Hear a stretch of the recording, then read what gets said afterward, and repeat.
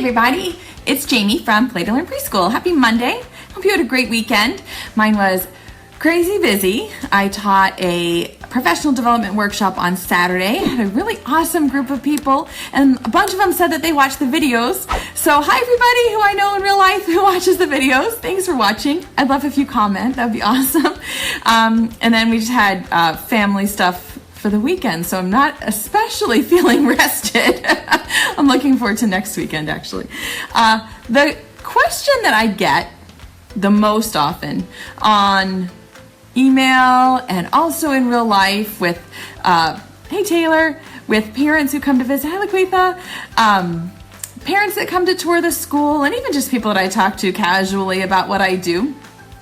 And I got it a couple of times actually on Saturday. The workshop that I taught or that I led was about sensory play and the benefits of sensory play and how we can incorporate fine motor and literacy and math and all of these other really important things into sensory play. And the question that I get the most often, and I got it a couple of times on Saturday, is, this is great, but I feel so much pressure from my director or parents or the teacher next door. Hey, Kimberly. I feel so much pressure to get my kids ready for kindergarten. I feel like the kindergarten curriculum that we used to do in the 80s or whenever, even 10 years ago, I feel like they want us to do that in pre-K now. I feel so much pressure to make sure my kids know all of their letters and know all of their numbers and maybe even that they have sight words and that they're reading. I feel like people are telling me, I feel like I don't have time to play. I really need to do all of these other things to get my kids ready for school. And we've talked about it before. I actually did another video about the importance of play. But my Motivational Monday today, my encouragement for you is, when you start feeling that pressure from parents, from admins even, and from the teacher next door who's got her kids sitting all in a nice line at the table, tracing their words, and yours are running about getting messy. The thing that I want to say to you is, stop. You have to be, you, me, both of us, we have to be the experts in child development. It is not enough for us as preschool teachers, or I would prefer to say, it's not enough for us as early childhood educators to just teach our students. We have an equally important responsibility to be advocates for those students who are in our care. And by advocates, I mean, we have to be their voice. We have to be their mouthpiece. We have to know what's best for them and convince all the other important people in their life, the director, their parents, the other teachers, that play is the most developmentally appropriate way to interact with children under the age of 5. And I would even say under the age of 7, but let's not be crazy here. So there are 3 steps to doing this that I would love to talk through for myself, because I think it's important that we stop and reflect on it, and then to also just encourage you. So the first is, when we start to feel that pressure, we need to take a step back and really think about, what do we know about child development? What do we know about 3 to 5-year-olds and how their brains work? What do we know about what they need in terms of movement and language and emotional skills and social interactions?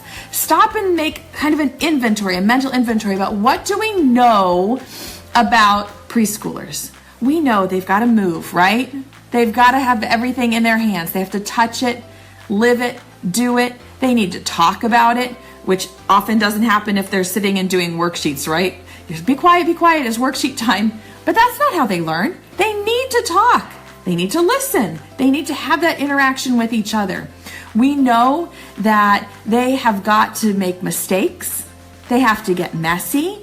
I can sound like Miss Frizzle from the Magic School Bus, but they have to have all these experiences to build a really solid foundation in their brains, right? The class that I did on Saturday, I showed a very short video clip. I'll actually leave it up in the video comments. I forgot when I was loading up the video description. And it's about how we in early childhood education we are affecting the architecture of their brain. We're building this foundation upon which everything else can be built. And without a really solid foundation, the rest is not going to fall into place as easily as it would if we give them these things. So the first thing I want us to think about when we start to feel the pressure is, what do we know about child development and their brains? What do we know about what we should do in an ideal situation versus what we could do? Because the truth is, I could teach my 3 and 4-year-olds how to read. I'm a darn good reading teacher. I studied reading in graduate school, and I know all the skills. I could teach these guys to read. I could teach pretty much anybody who can talk how to read, right? Because calling out the words is actually not that difficult. I mean, there's a lot more to it in terms of comprehension, but for the most part, I could teach them these skills a little bit earlier than when they start kindergarten. But I have to stop and ask myself, should I? Is that the best use of my time with them? Is that the best use of their time? And a lot of times, sometimes, the answer is no. They need other things before they need those skills that I could teach. So we have to stop and think, should I teach it or could I teach it? And if the answer is just could, well, no, stop. We should only be teaching the things that we should teach before the age of 5. And then the second thing that I want to say is, I don't know why this profession gets the bad rap, but in early childhood education, sometimes we're not taken seriously as educators. And part of that is the culture, and part of it is our responsibility. We need to be the experts. And so my second tip is, after stop and think about what we know, is learn more, know more. So I'm always reading professional articles all the time, every day. I'm always researching, ordering books. I'm always at the library, reading, and trying to learn more about child development. And so I'm encouraging you to do the same. We, all of us, as early childhood educators, we have to be the experts. And the way that we can become the experts is read books about child development, research articles from professional journals about child development, about the brain, about child psychology, about best practices. I encourage you to join NACCE, which is the National Association for the Education of Young Children.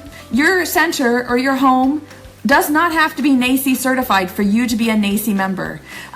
It is the premier organization of early childhood educators. I'm not affiliated with them at all, other than I'm a member. I have been for 10 years or whatever.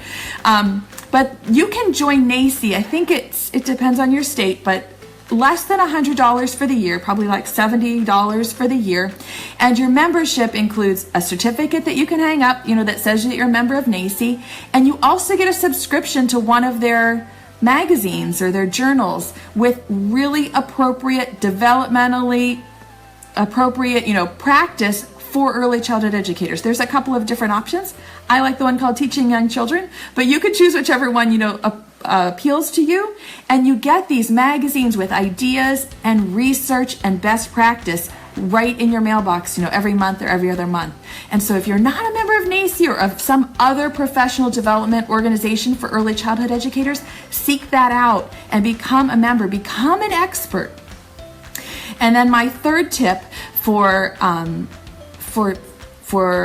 becoming an advocate, or for working for your best interest of your children, is to become an advocate, to share those articles that you read with your parents. Email them out as a link. Create a Facebook group for your parents and drop articles about play, about developmentally appropriate practice, about brain research, about the benefits of play, and all of those other things that you're reading. Send those articles to your parents. Send them to your administrators. I know that there are a lot of really good administrators out there. I also know that there are a lot of administrators who have not as much knowledge, not as much education about early childhood as you do. You and me, the ones who are in the classroom with those preschoolers, we are the experts, not the person making policy behind the desk, not the person in the office doing the administrator sometimes, Sorry if you're an administrator. I know there's some good ones out there, but I also know that there are some that they are feeling the money pressure, they're feeling the registration pressure, they're not thinking about what's best for our children. They are not the experts. You, me, the people who are with the kids, we're the experts. And so we have to take on that role. We have to stand up for ourselves, for our children, and say, listen, we know what's best based on research. And so some other ways that we can encourage best practice with our parents, in addition to sending them those links, tell them what books you're reading that have to do with best practice. This is one of my favorites. I was looking on Amazon. I think it's out of print. But this one is called Preschool for Parents. It's by Diane Trister Dodge, who is the author of The Creative Curriculum. I love this book. Mine's probably highlighted. Look, I've read it. I read it all the time. It is the most concise, easy, readable book about best practice, and it's good for parents, but it's also good for teachers. So maybe host a little book club with your colleagues or with the parents in your class and say, let's read this together. Let's read a chapter and discuss it and decide, are we doing what's best for our kids? Take pictures of your kids engaged in developmentally appropriate practice. And then when we can talk about it. When you take these pictures, caption them with, we were working on our fine motor skills. Fine motor skills are important so that we can use scissors and pencils and be great writers when we're a little bit, when we're older. Tell the parents in the picture that they're not just playing, that they're also, working on their communication skills, their problem solving skills, whatever it is, write a little caption so that the parents know why you've chosen that activity for your classroom. It's not just a frivolous thing. We're intentionally choosing these things because we know what's best for our kids. I would encourage you to look for workshops, to look for conferences and classes, maybe through the community college, in your area, so that you can become the most educated person in your building, in your school, in your friend circle, among the parents about early childhood education. And then I just want to say, don't let anybody bully you, right? So if you know what's best for your kids and somebody's telling you that's not what's best for them, but you have the research and you've read about it and you've experienced it and you know the child's brain, stand up for yourself. Stand up for those little ones that you're in charge of and be a mouthpiece, be a voice for them to say, we in this classroom, this group that I'm with, we only engage in best practices. And I'm going to go ahead and say it's not worksheets for 3 and 4 year olds. It's play. So that's my Motivational Monday. I'll step down from my soapbox. I also get the question pretty often about what curriculum I use. And it's kind of a hybrid curriculum. I love a lot of things from High Scope. I love a lot of things from Montessori and Reggio. And then the one that I officially use is the Creative Curriculum. I think that there's a newer version of this. Like I've got notes in it all over the place. But the Creative Curriculum is a really flexible, wonderful curriculum. I don't have all of the activities and the units that are kind of newer. This book's probably 10 years old. But it shows you how to set up your room for success. Let's see if I should have bookmarked it. Oh, I did. Look. Dog ears. Oops, sorry. It shows you how to set up your room so that you have different centers, and then each chapter describes the best way to set up the learning activities in that area, and it's just a really great curriculum. I think that this, like I said, I think this is the older edition. I love this book. If you look through mine, it's got pages, it's got notes, it's got highlighting. But if you can find a used copy of this curriculum, it's a really good way to help you plan out your classroom and your curriculum. Okay. Woo! Sorry, sometimes I get a little worked up about child development, and I really want us as early childhood educators, I want us to be a force to be reckoned with. I want us to say, we know what's best, and we're going to do right by our kids. So sometimes I get a little worked up. Sorry. Hope that didn't come out too wrong. Okay. We have 2 more days in our month of kindness giveaway. I apologize because on Friday when we did the vet clinic, I completely forgot to put a link for the giveaway. Friday, I'm going to give away from last week digital copies of that vet clinic. So I left a link in this video description. And then today's giveaway, I'm going to send you a copy. I've got a few of Preschool for Parents. It's out of print, and the copies that I have are used, but they're still good readable copies. And so if you'd like a copy of this book, or if you would like a copy of that vet dramatic play resource, go ahead and enter in the Rafflecopter. We're going to draw all the winners for the last week of February on Wednesday. And I think that's about it. You guys, thank you so much for watching. Thank you for being advocates for early childhood educator. Thank you for early childhood educators, a little tongue twisted. And thank you for joining me on Facebook. I think you guys are the best. This is like the best little group of Facebook friends ever. So sorry, stay on my soapbox. I think I've got a time limit on that thing. I shouldn't be on it for more than about 5 minutes a day. My family will be glad that I did it here on Facebook and not when they're home.